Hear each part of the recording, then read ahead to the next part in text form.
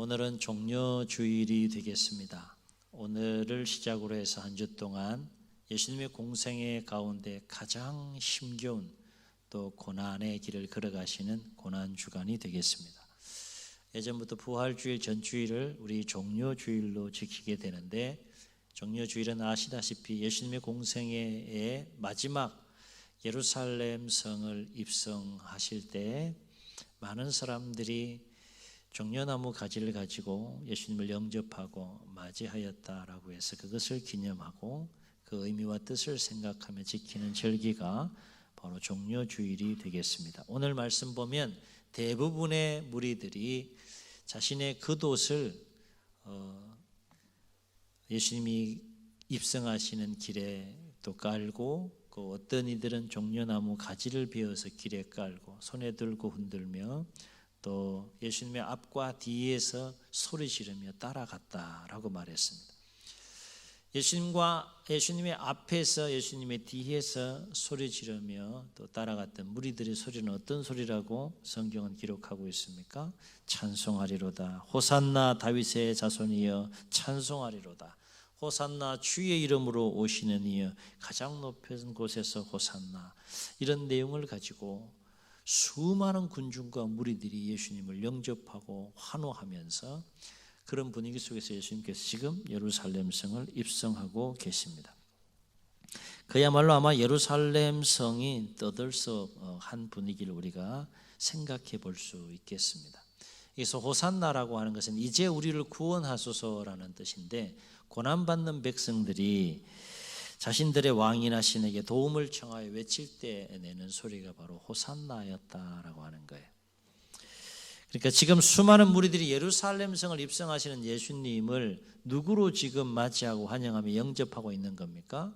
구약에 예언된 그 그리스도, 그 메시아로, 그리고 왕으로 지금 환영하고 또 환호하고 그러면서 영접하고 있는 장면이 오늘 우리가 읽은 말씀의 내용이라고 하는 것입니다. 그런데 오늘 예루살렘 성을 입성하시는 예수님의 이 모습 속에서 우리가 주목할 것은 수많은 무리들이 열광적으로 호산나 다윗의 자손이여 주의 이름으로 오시는 이여 가장 높은 곳에서 호산나 왕으로 메시아로 그렇게 환하고 영접하면 거기에 걸맞게 예수님께서 좀 멋진 이렇게 명마를 탁 타시고 분위기도 좀 쫙 잡으시고 또 이렇게 폼도 좀 쫙 잡으시면서 좀 이렇게 그 분위기에 맞게 이렇게 명마를 타고 쫙 예루살렘 입성을 하시면 참 좋겠는데, 예수님 무엇 하시고 예루살렘 입성하셨다 그랬습니까? 초라하게 아무도 타지 않은 어린 나귀를 타시고 예루살렘 성을 입성하셨다라고 했습니다. 한마디로 지금 예수님이 어린 나귀 새끼를 타시고 예루살렘을 입성하시는 그 장면은 수많은 무리들이 환호하는 그 분위기와는 구색이 맞지가 않는 거예요. 조금 이상한 거죠. 이상한 거예요. 그렇다면 왜 예수님은 그토록 열광적으로 자신을 메시아로 왕으로 환호하고 영접하는 그 무리들 속에서 예루살렘 성을 입성하시면서 그들에게 화답하며 명마를 타시고 입성하지 아니하시고 어린 나귀를 타시고 예루살렘 성을 입성하셨을까라고 하는 것입니다. 500년 전에 스가랴라고 하는 선지자가 오늘 있을 예루살렘 입성에 대한 이 장면을 예언한 말씀이 스가랴 9장 9절에 나와 있는데, 그 500년 전에 예언된 오늘에 있을 그 상황에 대한 예언의 말씀을 통해서 왜 예수님께서 어린 나귀 새끼를 타시고 예루살렘 성을 입성하셨는지 그 이유를 알 수 있습니다. 스가랴 9장 9절을 보면 이렇게 예언합니다. 시온에 따라 크게 기뻐할지어다. 예루살렘에 따라 즐거이 부를지어다. 보라, 내 왕이 내게 임하시나니 그는 공의로우시며 구원을 베푸시며, 그 다음에 뭐라고 예언하고 있는가 하면 겸손하여서 나귀를 타시나니 나귀의 작은 것 곧 나귀 새끼니라. 이게 500년 전에 예언된 예언이에요. 지금 예수님께서 왜 어린 나귀를 타시고 예루살렘 성을 입성하고 계시다는 겁니까? 짤막하게 그 이유를 설명하고 있죠. 왜 지금 어린 나귀를 타시고 예루살렘을 입성하신다는 거예요? 겸손하여서. 우리는 교회에서 하도 많이 그 겸손이라는 얘기를 들어가지고 그것이 굉장히 그냥 자연스럽게 들릴지 모르지만, 다시 한번 저도 말씀을 묵상하면서 다시 한번 그 깊이 묵상하게 되더라고요. 이 겸손에 관한 부분 한번 여쭤보겠습니다. 왕이 겸손해지는 것이 쉬울까요? 어려울까요? 안 돼보셔서 모르세요? 또 여러분이 그러신 분이시. 가만히 한번 생각해 보세요. 그냥 평범한 사람이 겸손한 것하고 최고의 권력자인 왕이 겸손해지는 것이 쉽습니까? 어렵습니까? 정말 어렵다는 거예요. 그러니까 예수님은 겸손하셔서 어린 나귀를 타시고 예루살렘을 입성하셨다라고 하는데, 그 예수님은 어떤 분으로 지금 예루살렘에 입성하고 계십니까? 왕으로 입성하고 계신 거예요. 그리고 구약에 예언된 메시아 그리스도로 지금 입성하고 있는 겁니다. 왕은 왕인데 어떤 왕으로 지금 입성하고 계시다는 겁니까? 겸손의 왕으로 지금 예루살렘을 입성하고, 이건 놀라운 일인 거예요. 주목받을 만한, 영적인 안목에서 보면 주목할 수밖에 없는 일이라는 겁니다.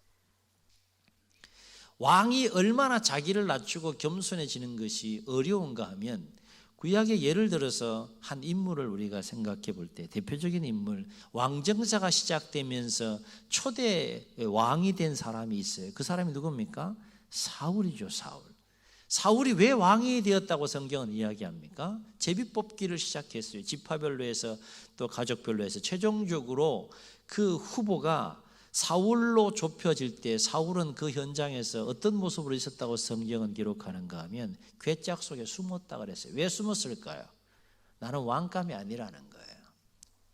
하나님은 어쨌든 그 사울을 지목해서 괴짝에 숨은 그 스스로를 작게 여긴 사울을 왕으로, 첫 번째 왕으로 세웠는데, 그러면 이 사울의 그 왕으로서의 삶이 행복해야 되는데, 사울의 인생이 어떻게 끝나는지 성경은 어떻게 기록하고 있는가 하면, 블레셋과의 전쟁에 스스로 목숨을 끊습니다. 불행하게 끝이 나요. 아니, 하나님의 그 섭리 가운데 첫 번째 왕으로 세운 거 얼마나 영광스럽고 얼마나 영예스러운 거예요. 그런데 어떻게 자신의 인생의 끝에 전쟁에서 스스로 목숨을 끊음으로 비참하게 생을 마감하느냐라고 하는 거예요. 무엇이 있었을까요? 차라리 사울은 왕이 되지 않았으면 그런 비참한 인생을 살지 않았겠죠. 왕이 되고 나서 변화를 겪게 되는데, 무엇의 변화를 겪게 되는가 하면 심령의 변화를 겪게 되는 겁니다. 최고의 권력자에 딱 올라서니까 어떤 마음이 생기는 거예요? 내가 왕인데. 누가 왕인데? 내가 왕인데. 사실은 누가 왕인데? 하나님이 왕인데. 내가 왕인데. 이 마음이 싹 들어오는 거예요. 여러분, 최고의 권력의 위치에 서게 되면 자연스럽게 일어나는 그 심령의 변화 중에 하나가 뭔가 하면 마음이 높아지게 된다는 거죠. 나는 절대 그렇지 않을 것이라는 표정으로 저를 바라보실 텐데, 이게 사람이 그렇지 않다고 할지라도 그 자리가 사람을 그렇게 만드는 경우가 얼마나 많아요. 그렇죠? 이제 선거철이 됐습니다. 보면 결국 왜 선거하는 겁니까? 최고가 되고 싶은 거죠. 그렇지 않습니까? 여러 가지 다양한 것으로 포장을 해도 본질은 그거 아닙니까? 최고가 돼서 한번 누리고 싶은 거 아니겠어요? 휘둘러 보고 싶은 거 아니겠습니까? 전에는 그렇지 않았는데 그 자리에 서게 되면 희한하게, 특별히 왕의 자리에 서게 되면 마음이 높아지게 된다. 그 얘기는 뭡니까? 그만큼 왕이 자신의 마음을 낮춘다는 것, 겸손해질 수 있다는 것, 정말 어렵다는 거예요. 그래서 오늘 예수님이 예루살렘 성을 입성할 때 어린 나귀를 타고 입성하셨다라고 말하면서, 특별히 그 어린 나귀 앞에 수식어를 놓고 강조하는 부분이 있어요. 뭘 강조합니까? 아무도 타보지 않은 어린 나귀 새끼를 타시고 예루살렘 성을 입성했다는 그 얘기는 뭡니까? 예수님은 지금 아무도 걸어가지 않는, 왕으로서는 어느 누구도 걸어가지 않는 그 길을 걸어가고 있다는 거예요. 그만큼 왕이 겸손해진다는 것이 결코 쉽지 않다는 것입니다. 그러므로 우리가 여기에서 주목할 것이 있는데, 그것은 바로 예수님께서 구약의 예언을 성취하시기 위해서 어린 나귀를 타시고 예루살렘 성을 입성하시는 데에는 말씀을 성취하기 위함이기도 하지만 거기에는 거룩한 의도가 담겨 있다는 거예요. 거룩한 목적과 의도가 담겨 있다는 것입니다. 그렇다면 예수님께서 어린 나귀를 타시고 예루살렘을 입성하신 거룩한 의도는 뭐냐? 공생의 전체의 사역을 놓고 생각해 보면 그것은 하나님의 나라는 세상의 나라와 같이 자기를 높이는 자들을 통하여서 임하는 것이 아니라 예수님처럼 철저하게 자신을 낮추는 자들을 통해서 하나님의 나라가 임한다라는 것을 지금 보여주고 계시는 것입니다. 예수님이 오신 목적은 하나님 나라를 세우고 건설하고 확장하기 위해서 오신 거예요. 공생애를 시작하면서 가장 먼저 예수님께서 내뱉으신 말씀이 뭡니까? 회개하라, 천국이 가까웠느니라. 예수님이 오신 것은 하나님 나라를 세우시기 위해서 오신 거예요. 그리고 이제 그 하나님 나라를 세우는 일을 완성해 가기 위해서 고난의 길을 반드시 걸어가셔야 하는데 그 시작이 오늘 종려주일이었다는 것입니다. 그 시작점에서 예루살렘 성을 향하여 왕으로 구약에 예언된 메시아로 그 길을 걸어가면서 거룩한 의도를 가지고 스가랴 9장 9절 500년 전에 약속된 그 말씀을 성취하시면서 예수님께서 던지는 메시지는 뭔가 하면 하나님 나라는 누구를 통해서? 철저하게 자신을 낮추는 자를 통해서 세워지고 확장된다는 겁니다. 그래서 지금 예수님은 겸손을 상징하는 어린 나귀를 타시고 예루살렘 성을 입성하고 계시는 것이죠. 그러므로 이러한 어린 나귀를 타신 그 예수님의 모습은 곧 그곳에 모인 모든 무리들을 향한 하나의 거대한 메시지였다는 거예요. 메시지. 말씀으로 그렇게 하진 않으셨지만 그건 하나의 메시지였다는 겁니다. 그 현장에 환호하는 무리들이 들어야 될 그 어린 나귀를 타시고 예루살렘을 입성하시는 그 모습 속에서 들어야 될 메시지는 뭘까요? 그렇습니다. 이런 메시지예요. 너희들도 나처럼 철저하게. 한번 따라해 보시겠습니다. 너 자신을 낮춰라. 종려주일 말씀을 새벽에 쭉 이렇게 이제 준비하고 기도하는 가운데 그 마음을 또 주시더라고. 너 자신을 낮춰라.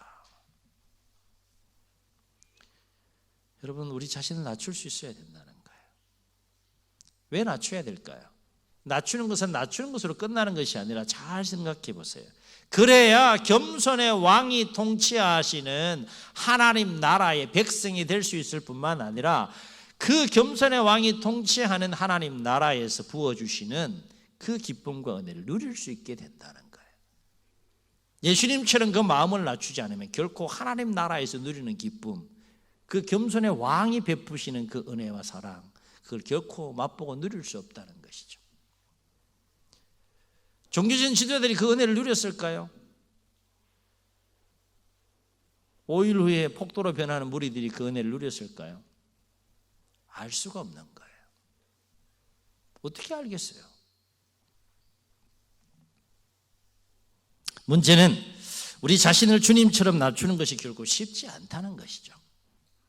낮춰야 되는데 낮추는 것이 쉽지 않다는 거예요. 그러면 우리는 어떻게 해야 주님처럼 우리 자신을 낮출 수 있을까? 예수님께서 가르치신 방법이 있어요. 그것은 뭔가 하면 내가 높아지려는 마음을 내려놓아야 한다는 겁니다.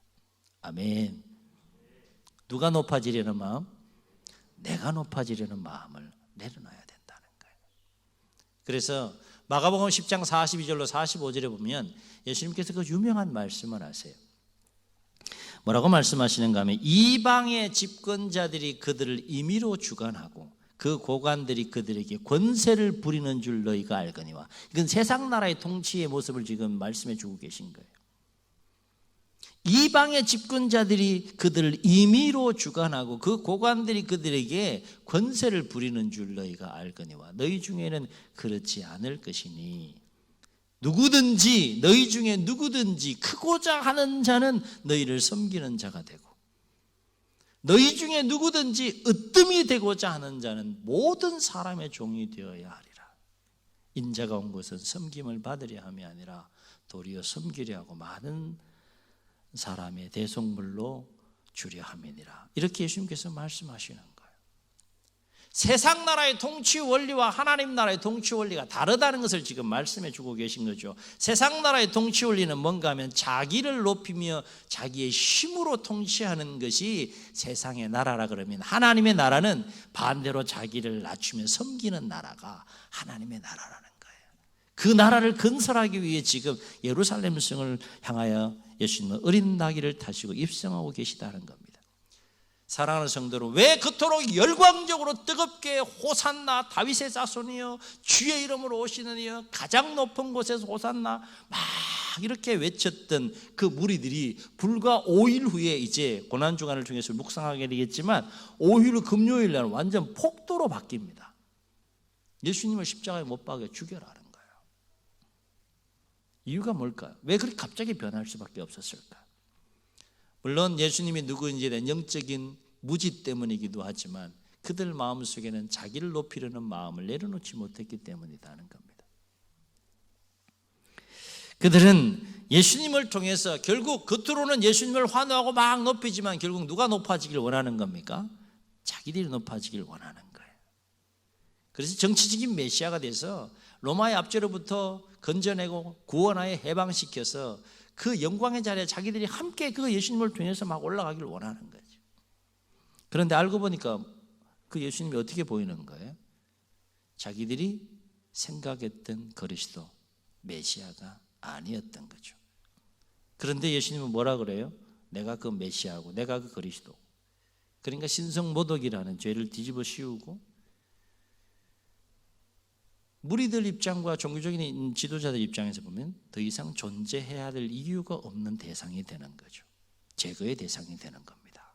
그래서 정치범으로 몰려서 결국에는 로마법에 의하여 십자가를 짊어지시게 되는데, 놀라운 사실은 사람이 이긴 것 같아도, 악의 역사가 이긴 것 같아도 그 악을 선으로 바꾸어서라도 인류의 죄와 죽음의 문제를 십자가로 해결하시는 하나님의 지혜를 이길 수 없었다는 겁니다.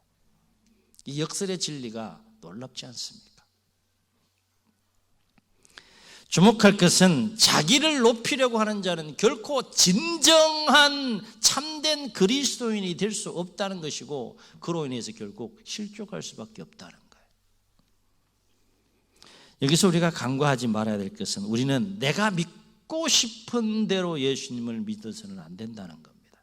오히려 신앙생활 하면서요, 내가 믿고 싶은 대로 예수님을 믿고 신앙생활하는 경우가 참 많다는 거예요. 곰곰이 우리 자신들 한번 돌아보는 시간이 됐으면 좋겠습니다. 예수님의 본래 모습은 그것이 아닌데 나는 그러한 예수님이 참된 본래 예수님이라고 생각하고 믿고 신앙생활을 하는 거죠. 얼마나 위험한 겁니까? 그래서 우리는 말씀을 깊이 세밀하게 읽어야 되고, 그 예수님의 모습을 우리가 성경을 통해서 가르친 예수님을 정확하게 알고 깨닫고 우리가 신앙생활할 필요가 있다는 것입니다. 다시 말해 우리는 우리의 생각과 방식대로 예수님을 믿어서는 안 된다는 거예요. 그것은 올바른 신앙생활이라 할 수 없고, 아울러서 그것으로 인해서 우리는 반드시 실족할 수 있기 때문에 그렇습니다. 우리는 오히려 예수님의 생각대로 예수님을 믿어야 할 줄로 믿습니다. 아멘. 예수님의 생각대로 예수님을 믿어야 되는 거예요. 고난주간을 통해서 우리 이거 한번 새롭게 돌아보고 도전해보자 하는 거죠. 나는 제대로 예수님을 알고 제대로 예수님을 믿고 신앙생활을 하고 있는가? 내가 알고 내가 믿는 그 예수님이 성경에서 말씀하고 있는 진정한 참된 예수님인가? 내가 알고 깨닫는 그 예수님에 대한 예수님이 주신 말씀, 그것이 성경에서 가르치고 있는 그 예수님의 가르침과 일치하는가? 이런 부분들 우리가 좀 돌아보면서 고난주간을 좀 보내면 참 좋겠다, 이런 생각을 갖게 됩니다. 왜 당시 종교적인 지도자들과 폭도로 변한, 그토록 열광적으로 환호했던 자들이 5일 폭도로 변하지 않습니까? 폭도로 변한 자들이 왜 예수님으로 인하여 실족할 수밖에 없었을까? 그렇습니다. 그들은 그들이 믿고 싶은 대로 예수님을 바라봤기 때문이라는 거예요. 메시아라 그러니까, 그리스도라 그러니까 믿음을 처음에 가졌다. 알고 보니까 뭐예요? 자기들이 믿음대로 바라볼 때, 자기들 눈을 볼 때는 아니라는 거죠. 그러니 실족할 수밖에 없는 겁니다. 그렇다면 내가 높아지려는 마음을 내려놓으려면 어떻게 해야 되는가? 예수님께서 가르치신 방법이 있어요. 살아내기란 쉽지 않지만 이 또한 예수님이 가르치신 방법이 있는데, 그것은 뭔가 하면 내가 나를 높이려고 하는 마음을 내려놓으려면 철저하게 우리 자신을 부인하고 하나님의 뜻을 받아들여야 한다는 겁니다. 아멘. 요는 우리의 심령과 삶 가운데 하나님의 뜻이 받아들여지고 역사할 때 내가 높아지려는 그 마음을 내려놓을 수 있게 된다는 것입니다. 나는 명마 타고 좀 명마를, 멋진 명마를 타고 또 폼도 좀 잡고 싶고 막 자랑하고 싶은 마음이 있는데, 너 어린 낙이 타고 입성해라. 그럼 어린 낙이 타고 입성하는 거예요. 명마 타고 멋지게 입성하고 싶은 마음이 있지만 너 그거 포기하고 어린 낙이 타고 입성해라. 어린 낙이 타고 입성하는 거예요. 예수님은 지금 그렇게 입성하고 있는 겁니다. 예수님이라고 왜 멋지게 입성하고 싶지 않겠어요? 사람의 모습으로 오셨는데. 그래서 예수님은 이와 관련해서 뭐라고 말씀하셨는가 하면, 마가복음 8장 34절에서 누구든지 나를 따라오려거든 자기를 부인하고 자기 십자가를 지고 나를 따를 것이니라 말씀하셨어요. 그리고 왜 그렇게 살아야 하는지에 대한 이유에 관련해서 예수님께서 이렇게 말씀하셨는데, 요한복음 8장 29절에 보면 이렇게 말씀하세요. 나를 보내신 이가 나와 함께 하시도다. 내가 항상 그의 기뻐하시는 일을 행함으로 나를 혼자 두지 아니하셨도다. 그랬어요. 예수님의 삶은 항상 누구의 기쁨이 되는 삶을 사신 거예요? 아버지 하나님의 기쁨이 되는 삶을 사신 거예요. 요한복음 4장 34절에는 또 이런 말씀하세요. 나의 양식은 나를 보내신 이의 뜻을 행하는 것이며 그의 일을 이루되 온전히 이루는 이것이니라 그랬어요. 자기의 삶이 없는 거예요. 자기 뜻대로 자기 마음대로 사는 삶이 없는 거예요. 오직 예수님 마음속에는 무엇으로 충만한 겁니까? 어떻게 하면 온전하게 아버지의 뜻을 예수님의 삶을 통해서 이루어 드릴 수 있을까? 그것으로 집중하고 충만한 삶을 사신 분이 예수님이라는 거예요. 그러려면 자신을 부인함으로 자기를 높이려는 마음을 내려놓고 하나님의 뜻을 적극적으로 수용하고 받아들이는 마음이 없이는 불가능한 삶이라는 거죠. 그래서 예수님은 겟세마네 동산에서 땀방울이 핏방울이 되도록 기도하셨는데, 그 기도의 내용이 뭡니까? 한번 따라해 보시겠습니다. 나의 원대로 마시옵고 아버지의 원대로 하옵소서. 이 기도를 어떻게 하셨다고요? 땀이 떨어지는데 그 땀이 어떤 모양인 것 같았다고요? 핏방울처럼. 쉽다는 거예요, 어렵다는 거예요? 어렵다는 거예요. 지금 예수님은 자기를 부인하고 있는 겁니다. 내가 원하는 것이 분명히 있다는 거죠. 아버지가 원하는 것이 분명히 있다는 거예요. 영적인 치열한 싸움을 하시면서 겟세마네 동산에서 기도하고 계신 거예요. 나를 높이려고 하는 마음이 분명히 있었다는 거예요. 그것 때문에 고뇌하고 힘들고 어려운 거 아니겠습니까? 그래서 그것을 끊고 그것을 내려놓고 아버지의 뜻을 받아들이고 그 뜻대로 순종하는 삶을 살기 위해서 어떻게 하셨다는 겁니까? 땀방울이 핏방울이 되도록 씨름하시면서 기도하셨다는 거예요. 그렇습니다. 하나님의 나라는 세상 나라와 달리 철저하게 자기 자신을 부인하고 나를 높이려는 마음을 내려놓고 아버지 하나님의 뜻을 받아들임으로 자기를 낮추는 자들을 통해서 임하는 나라가 하나님의 나라이다 하는 거예요. 예수님은 바로 이러한 진리를 가르치고 보여주시기 위해서 오늘 어린 나귀를 타시고 예루살렘 성을 입성하고 계시다라고 하는 것입니다. 사랑하는 성도 여러분, 그리스도인입니까? 저와 여러분은 참된 그리스도인들이십니까? 주님을 참된 그리스도인으로 따라가는 삶을 살아가고 계십니까? 우리가 참된 그리스도인이라면, 우리가 참된 그리스도인으로 주님을 따라가는 자라 그러면 우리가 어떠한 마음과 자세를 가지고 주님 앞에 나아가야 하고 또 주님과 동행하는 삶을 살아야 하는지, 오늘 말씀이 우리에게 새로운 좀 도전이 되었으면 좋겠습니다. 그리스도인이라 하면서도, 예수님을 따라간다고 하면서도 여전히 내 안에 나를 여러 가지 이유들로 인하여서 높이는 마음들이 있고, 그로 인해서 여전히 예수님의 생각대로 예수님을 믿고 신앙생활하며 따라가는 것이 아니라 내가 믿고 싶은 대로 신앙생활하고 예수님을 따라가는 모습들은 우리 가운데 없는지 돌아보는 시간이 되었으면 좋겠습니다. 예수님은 오늘도 우리에게 이렇게 말씀하십니다. 누구든지 나를 따라오려거든 자기를 부인하고 자기 십자가를 지고 나를 따를 것이니라. 그러려면 주님 앞에, 사람 앞에 우리 자신 어떻게 해야 되겠습니까? 낮출 수 있어야 한다는 거예요. 바라옵기는 고난주간을 맞이하여서 우리가 주님의 행적을 묵상하면서 다시 한번 우리 안에 높아진 마음들을 돌아보면서 어린 나귀를 타시고 예루살렘 성을 향하여 입성하시는 그 주님 앞에 진정으로 우리 자신을 낮추는 그런 시간들이 될 수 있기를 주의 이름으로 축원합니다.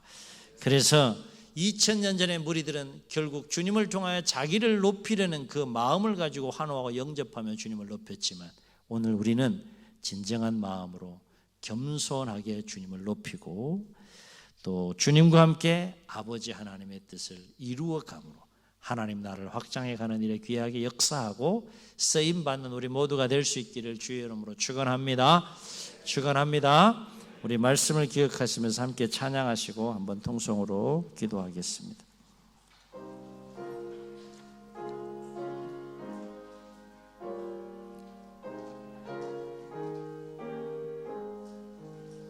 십자가를 질 수 있나 주가 물어보실 때 죽기까지 따르리 성도 대답하였다.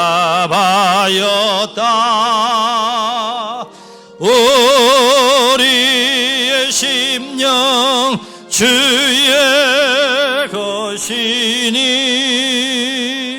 주님의 영상 만드소. 아멘 아멘. 주인도 따라 살아갈 동안 사랑과 충성 늘 바치오리다. 이런 일 다 할 수 있나 주가 물어보실 때 용감한 자 바울처럼 선뜻 대답하리라. 우리의 심령 주의 것이니 주님의 형상 만드소. 아멘 아멘. 주인도 따라 살아갈 동안 사랑과 충성 늘 바치오리다.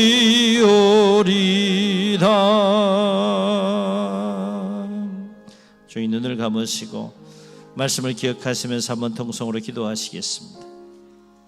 예수님은 하나님 나라를 건설하기 위하여 어린 나귀를 타시고 예루살렘 성을 입성하셨습니다. 명마를 타고 멋지게 입성할 수도 있지만, 화려하게 등장할 수 있지만,